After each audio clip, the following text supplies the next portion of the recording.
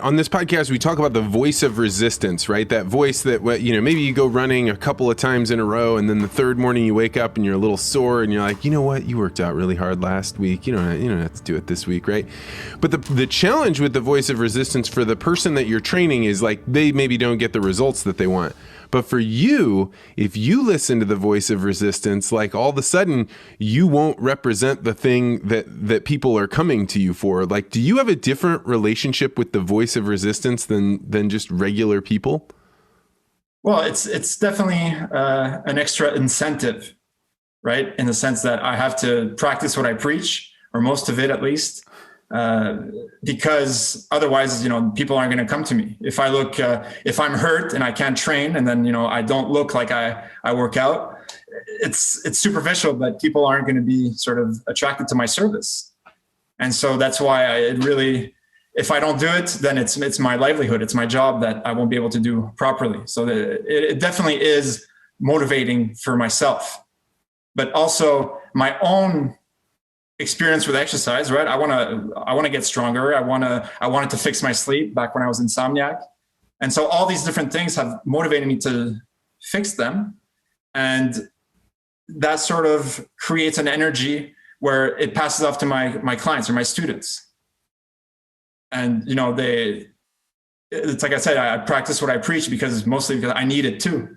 I'm also a human being. And if I don't exercise, if I don't work out, if I don't sleep well, everything goes down the toilet. So I have that as a motivation as well.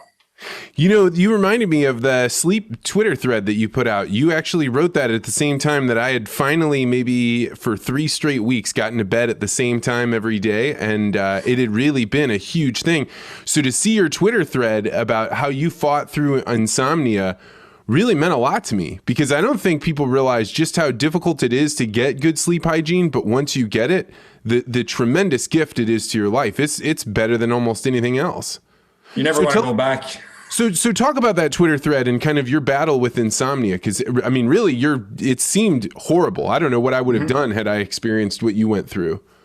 Well, just as far as I can remember as a kid, I had trouble sleeping. I remember going to sleep over at a friend's house, and I'd always be the last one to fall asleep. If I fell asleep, sometimes I would just not fall asleep at all. It started getting really bad in high school, because I guess it was additional stress. I was playing on 2 different hockey teams, getting my grades up, the usual stressors for a teenager. And then in college, you're partying in college. I was partying maybe 4 or 5 nights a week. So it was I didn't really realize it. But then once I graduated and I started getting personal training clients at 6 a.m, then my insomnia became really problematic because it was affecting my performance. Obviously, I'm somebody that has to motivate my client, but if I hadn't slept the night before, it's very, very difficult to get into that state. And so it took about 2.5 to 3 years. But I did, change my nutrition, change my habits. I did a whole bunch of different things. And now I fall asleep when my head hits the pillow. And that's the best feeling that I've ever gotten in my life.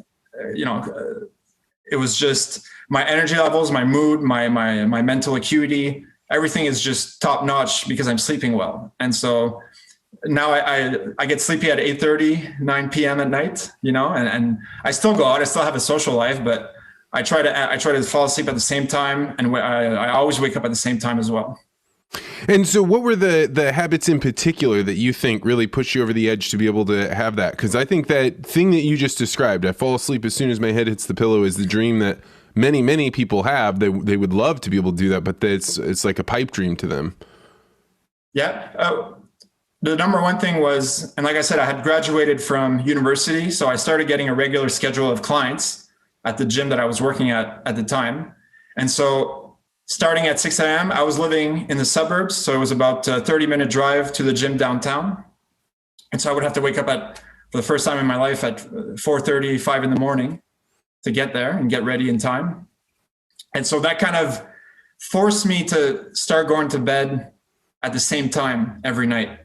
And the second that you start getting a routine, you start teaching your body how to wind down at the end of the day. And so obviously I had to do, cut screens at night. I was taking magnesium as a supplement, which is the anti-stress nutrient.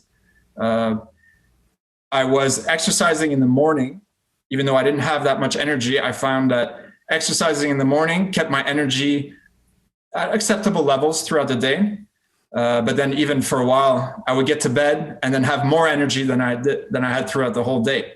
But eventually, as I kept doing these different habits, I started falling asleep, and it was great. But like I said, it took 2 to 3 years, and it was frustrating at first because I wanted it to work right away, but I just kept going, and it eventually fixed itself. Yeah, so I run a network called the Articulate Ventures Network, and each month we choose different experiences to do as a group. So like we did the Sober October, which was kind of generic but really interesting, and I found out from that, through my sleep, that if I don't drink alcohol, I feel a lot better. Like it took a little longer to go to sleep at night, but like if I don't have a couple glasses of wine or, some beer or whatever, then it's easier for me to wake up in the morning. But it wasn't until we did this exercise where we were like, all right, everybody just choose a time that you're going to bed and then do that every single night for 30 days. That then all of a sudden you realize like, wait a second, just going to bed at the same time every night made me feel even better than not having any alcohol in before I went to bed. So it was like a huge leap forward, and like it didn't take that long for it to happen where you start being like, why isn't anybody talking about this? It almost seems like we're colluding against us. And then you think about it, like it really is. Netflix, their goal is to make it so you don't go to sleep, right? They want you to stay up and watch. Television's never going to sit there and be like, you really should go to bed now. And so you start thinking like, it's not this necessarily a conspiracy against you, but everything else is stacked against the attention that you would give it instead of your sleep. Right. Absolutely. And, our physiology works in cycles, right? Our circadian rhythms. So by creating this regularity to your day, especially for going to bed, you're sort of regulating your physiological cycles as well, right? No matter what, if you go to bed, unless you're an insomniac like me and you end up having more energy when you try to go to sleep, just relaxing, being in the dark, everything starts to calm down, and then eventually you just sink into your sleep. Yeah, and I don't know if they have this, if it was in Canada, where they would say people should count sheep, jumping over. And I remember that being like such a silly kind of roll your eyes. But when you think about it from the meditation perspective, to hold your mind on one thing for 100 counts is nearly impossible. And if you really are focusing on that, it is a form of meditation. I was really surprised at the times, because I had a friend one time say, oh, when I don't fall asleep, this is what I do is I count sheep. And I was like, that's crap. But then you actually try and do it. And whatever, at least for me, the only thing that keeps me up now is if I'm stressing on something. If I'm like, oh, I can't figure out why that's not working, and I just keep rolling it over in my head. I do the counting sheep thing, and it actually genuinely works, which is a funny thing to learn. Well, it's like you said, meditation, right? You're focusing on one thing. Meditation helped a lot. I only started meditating a bit later after I had fixed my sleep, but what it did is just improve the quality of my sleep significantly. And it's also because mindful meditation is a lot about breathing, right? And breathing is one of the central regulators of your body for every other function. And so by controlling your breathing, you indirectly access these different physiological functions, such as attention, such as switching to sleep mode. And so that helped me. I can't even say how much. It's tremendous. It's hilarious. I remember reading one of your Twitter threads about breathing, and I remember being like, you became like a dragon to me. I started avoiding your stuff because I was like, I think he's right.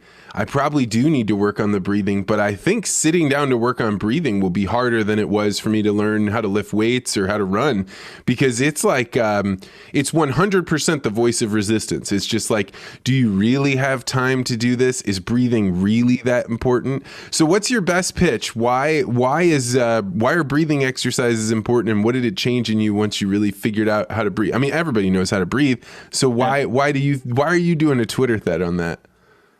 Well, because the part of the brain that regulates and controls breathing is also the same part of the brain that controls all your other unconscious functions, like heart rate, like attention, posture, all these different things. And so, like I said, by breathing, by doing focused breathing, you're stimulating that part of the brain.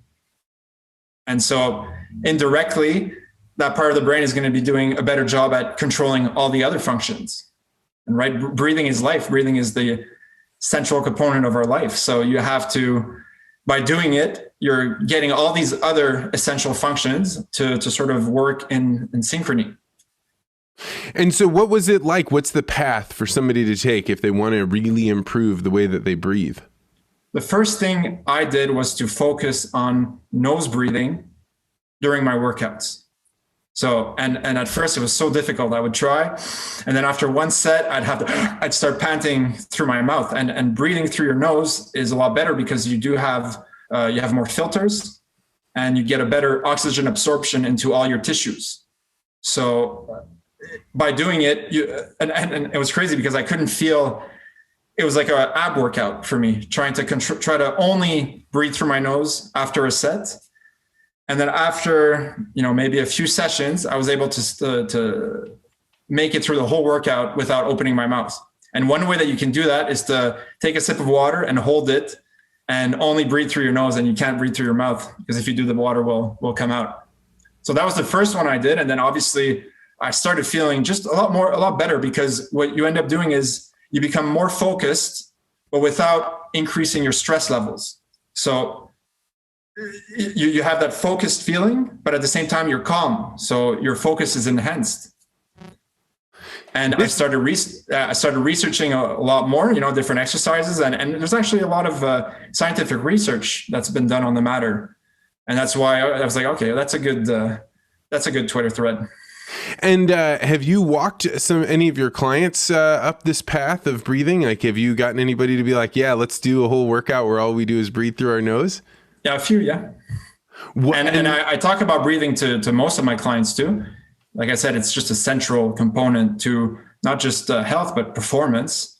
So, and by breathing through your nose, you get better core activation when you're doing, let's say, squats or chin-ups. So it enhances, and they feel it too. So it helps them get motivated to sort of sit down and do the specific breathing exercises on their own. Thanks for checking out this podcast short. If you like this interview, make sure you hit the like and subscribe button and hit that bell so you always get notified about this podcast. And if you're really interested in conversations like this, you may want to consider joining the Articulate Ventures Network. To find out more, go to network.articulate.ventures.